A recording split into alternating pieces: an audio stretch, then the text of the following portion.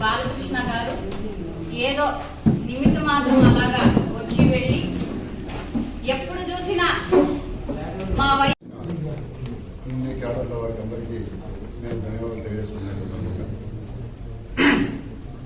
ఈనాటి గడప టచ్ చేస్తా ఉన్నాం. అభివృద్ధి అనేది లేకపోతే ఎక్కడో ఒక దగ్గర మీ సమక్షంలోనే మేము తిరుగుతా ఉన్నాం. అభివృద్ధి లేకపోతే ప్రజలు తిరగబడరా?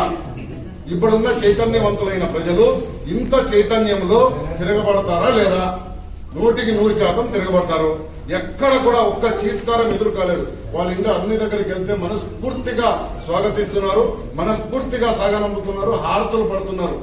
వైఎస్ఆర్సీపీ నాయకులు అభివృద్ధి అంటే ఏంటో చెప్తే ఒకసారి లిస్టు చదువుకుంటా పోతే మీకే రాసుకోవడానికి దాదాపు అర్ధ గంట పడుతుంది. పథకాలకు సంబంధించి ఇన్ని పథకాలు తీసుకుని వచ్చి భారతదేశ చరిత్ర అంతా తిరగరాస్తే కూడా జగన్మోహన్ రెడ్డి వైపు చూస్తా ఉంది. ఈరోజు మీరు చూస్తా ఉన్నారు.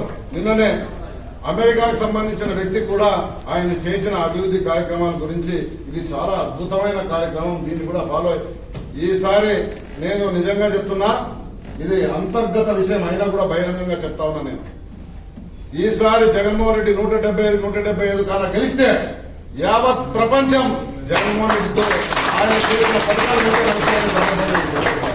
ఖచ్చితంగా ఆయన చేసిన అభివృద్ధి దాని వైపే అందరూ నడుస్తారు.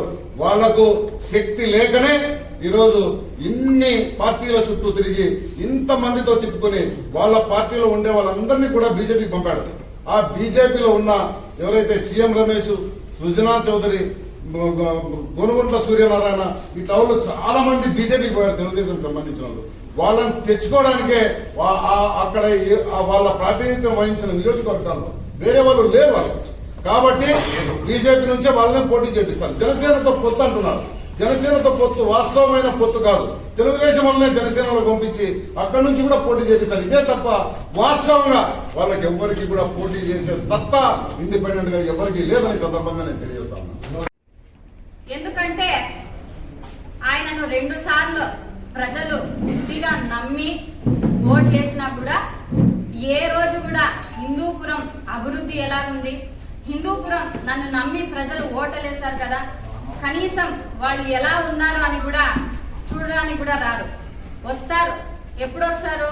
ఏ పెళ్లికో పబ్బానికో లేకపోతే ఏ అట్లా తన సినిమా ఏదైనా రిలీజ్ ఉంటే ముందుకు అట్లా ప్రీ రిలీజ్ షో ఇవ్వడానికో వస్తాడు.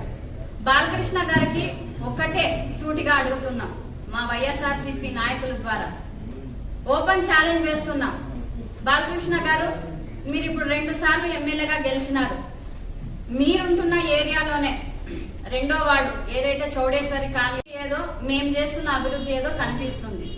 కనీసం మీరు ఆ వార్డులో ఉన్నారు కదా, మీరు ఎమ్మెల్యేగా ఆ ఇంట్లో స్థానికంగా ఉంటున్నారని చెప్పుకుంటున్నారు కదా, మీరు చెప్పుకోవడమే, ప్రజలైతే ఎవరు నమ్మడం లేదు.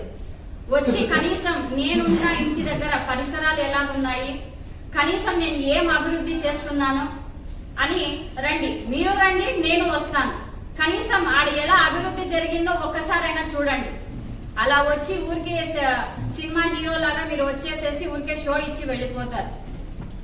మీరు ఎమ్మెల్యేగా ఉన్నప్పుడు, లాస్ట్ సారి ఉన్నప్పుడు మీకు సంబంధించిన కౌన్సిలర్లే మన మార్కండేయ నగర్ గాని అలాగే కొన్ని స్లమ్ ఏరియాస్ గాని డ్రైనేజ్ దమకాన్ని మార్చేసినారు. అంటే వాళ్ళ సొంత లేఅవుట్లు ఏవైతే ఉన్నాయో అవన్నీ కూడా వాళ్ళకి తగ్గట్టుగా చూసుకొని డ్రైనేజ్, మున్సిపల్ డ్రైనేజ్ కి సంబంధించింది డ్రైనేజే మార్చేసినారు.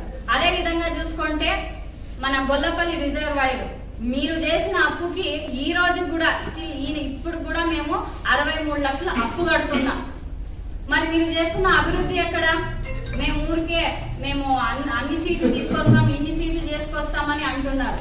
మీరు ధైర్యంగా నిజంగా మీ పార్టీ మీద మీకు నమ్మకం ఉంటే, మీరు నిజంగా మీరు కార్యకర్తలుగా మీరు పని చేస్తుంటే పొత్తులు పెట్టుకోకుండా రండి.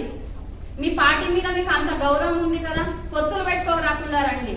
మరి పొత్తులు ఎందుకు పెట్టుకుంటున్నారు? పొత్తులు పెట్టుకుంటున్నారంటే మరి మీ పార్టీ మీద మీకు నమ్మకం లేకున్నట్లే కదా.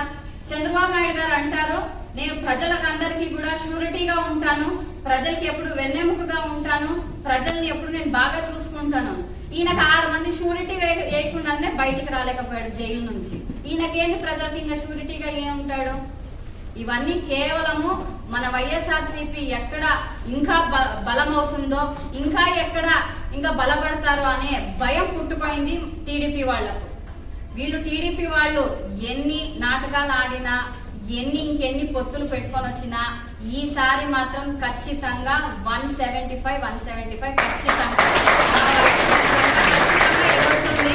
ఖచ్చితంగా మా హిందూపురం నుంచి ఖచ్చితంగా మా సీఎం జగన్మోహన్ రెడ్డి అన్నగారికి మేము ఖచ్చితంగా గిఫ్ట్ ఇస్తాం. ముఖ్య ఉద్దేశం నిన్నటి రోజున మన హిందూపురం ఎమ్మెల్యే నందమూరి బాలకృష్ణ గారు ఒక మాట మాట్లాడారు. మా అధికార పార్టీ కౌన్సిలర్కి పార్టీలకు చేర్చుకొని ఒక మాట మాట్లాడారు. కళ్ళల్లో పెట్టుకొని చూసుకుంటాము అని చెప్పేసి అని మాట్లాడారు. ఎవరిని కళ్ళల్లో పెట్టుకొని చూసుకుంటారని ఈ సందర్భంగా నేను క్వశ్చన్ చేస్తున్నాను. గత ఎంతమందిని మీరు కళ్ళల్లో పెట్టుకొని చూసుకున్నారు? ఎన్నిసార్లు మీరు హిందూపురికి వచ్చారు? ఎవరిని చూసుకున్నారు? ఈరోజు ఎలక్షన్స్ వస్తున్నాయి.